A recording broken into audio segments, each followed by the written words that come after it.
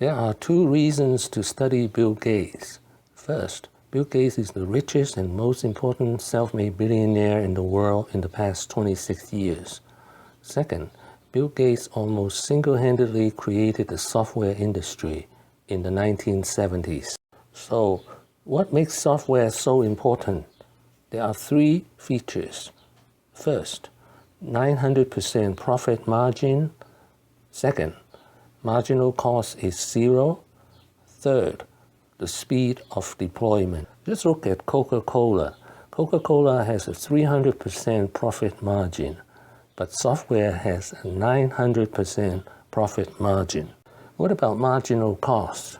If this is the fast food industry, if you want to increase your customer by 1 million, you probably have to hire 500 people, rent more warehouse, and rent more trucks. If you are Facebook and you increase your customer base by 1 million, you probably only have to hire one extra software engineer.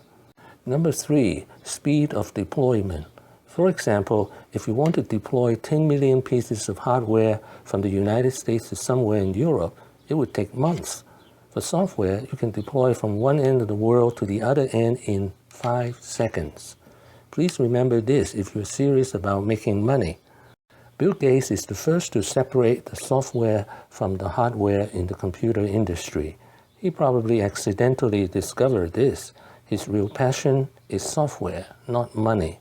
And Microsoft became one of the world's most powerful and richest company. It was started by two nerds in the dormitory of Harvard University in 1975. Now, in Bill Gates' own words, Microsoft is a platform for knowledge workers and developers. In a sense, be gearing up in the future to fight for, among other things, the home. Well, certainly there's a positive competitive dynamic there. The philosophy of the two companies is different in some pretty fundamental ways. AOL is not building a platform for tens of thousands of software companies to come in and build great things on top of that. They're not going after knowledge workers and making them more effective in their job. They own magazines and movies, and so they want to take just their magazines and their content and integrate that into their experience. Now, in Steve Ballmer's words, developer, developer, developer. Company, yes!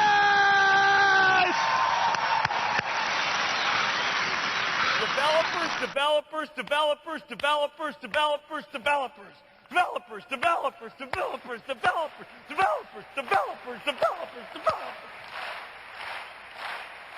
Yes!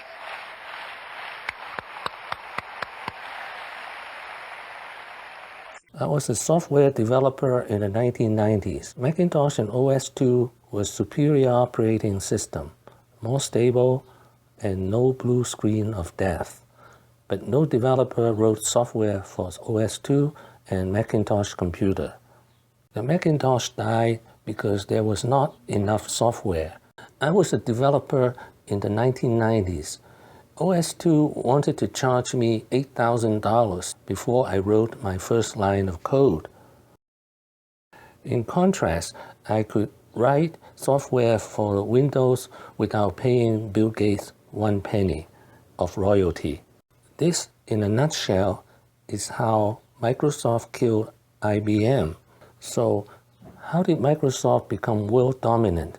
Let me quote Aristotle. Pay attention to your enemies, for they are the first to discover your mistakes.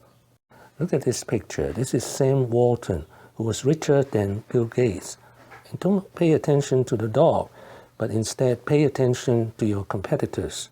Walmart managers begin every day by spying on the prices of its competitors. But what about the epic fight between Microsoft and Apple between 1976 and 1985?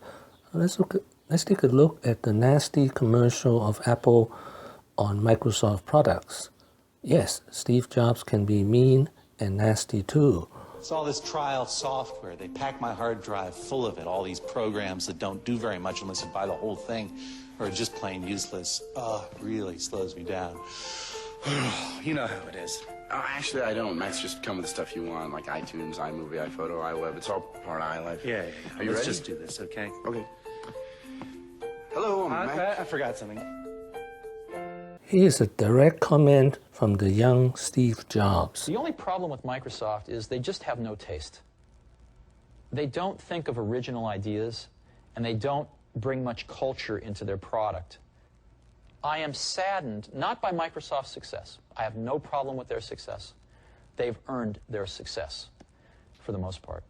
I have a problem with the fact that they just make really third-rate products. Here are the 4 reasons why Apple self-destruct rather than was killed by Bill Gates. Reason number 1, let's look at the dates. Steve Jobs was ousted from Apple in September 1985. 2 months later, Windows 1.0 was launched by Microsoft on November 20th, 1985. Windows 1.0, or first version, was not commercially viable, meaning it lost money. Here's a picture of John Scully, the sugar water Pepsi man hired by Steve Jobs. History will show us John Scully was responsible for Steve Jobs being kicked out of Apple Computer, not Bill Gates. The main reason Steve Jobs was kicked out was the poor sales of the Macintosh. The Mac was bleeding cash in 1985. Reason number 2, Macintosh died because of lack of software, not because of Microsoft. In the early days of Apple, Microsoft wrote most of the application softwares for Apple. This is Microsoft Multiplan, the spreadsheet of the early Apple computer. Reason number 3, both Steve Jobs and Bill Gates got most of its technology from Park Xerox. Steve Jobs started in 1979, 2 years ahead of Bill Gates. In 1979, in a stock deal reportedly worth $1 million, Steve Jobs was allowed access to Xerox PARC, the company's famed research and development laboratory. Jobs and his team saw the future here, the way computers would be used, including the use of graphics and a small device that had not yet been revealed to the outside world, a mouse. Reason number 4, Steve Jobs and Bill Gates would reconcile later in 1997 with Microsoft investing in Apple Computer. It was one of history's most famous reconciliation. Bill Gates, who had long been considered Jobs' main rival, would invest in Apple Computer. Microsoft invested $100. This is not to say Bill Gates was not mean. It is true Bill Gates is a lot less creative than the inventor Steve Jobs. Bill Gates got rich by copycat, just cut and paste intellectual property from competitors. According to Bill Gates, intellectual property has the shelf life of a banana. Here's Bill Gates, the banana man. In my next video, I will cover Bill Gates and the evil empire. Thank you for watching. Please subscribe and leave your comments and questions below. Wishing everyone peace and prosperity.